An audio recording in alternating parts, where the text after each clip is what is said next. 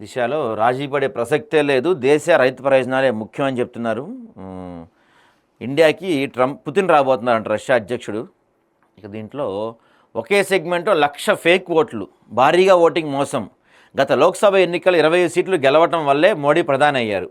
ఈ సీట్ల గెలుపు మార్జిన్ 33,000 కన్నా తక్కువ. మోడీతో చేతులు కలిపిన ఎన్నికల కమిషన్ పలు గణాంకాలతో 50 మంది ఇండియా కూటమిలకు ప్రజెంటేషన్ ఇచ్చారు.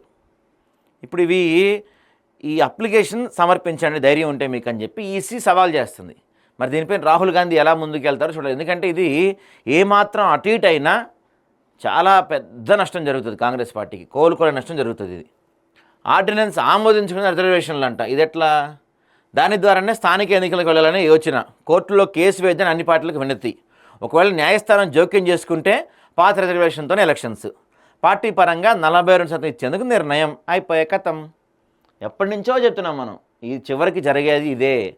42% రిజర్వేషన్లు పార్టీల పరంగా ఇస్తామని చెప్తారు, అది కూడా ఇవ్వరు. చివరికి గత ఎన్నికల్లో ఏదైతే 23% రిజర్వేషన్ బీసీలకు అమలైందో, కొన్ని చోట్ల 23, 26, కొన్ని చోట్ల 18 కూడా అమలైంది.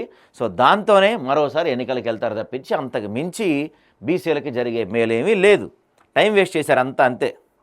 గ్రీన్ పవర్ జోన్ల అభివృద్ధి 6,895 కోట్ల అంచనాతో 8 ట్రాన్స్మిషన్ పథకాలు. తెలంగాణ ట్రాన్స్కు ప్రతిపాదన అనుమతి ఇవ్వండి. డిప్యూటీ సీఎం వట్టి విక్రమార్క కేంద్ర మంత్రిని కలిశారంట. ఈ ఫోన్ ట్యాంపింగ్ అంశంపై ఈరోజు సిట్ ముందుకు బండి సంజయ్ హాజరు కాబోతున్నారు. ఏమేం జరిగింది ఏంటి అనే అంశాలు ఈయన కూడా వాంగ్మూలం ఇవ్వబోతున్నారు. ఇంకా అధికారులు లెక్కలు తీరుస్తారంట.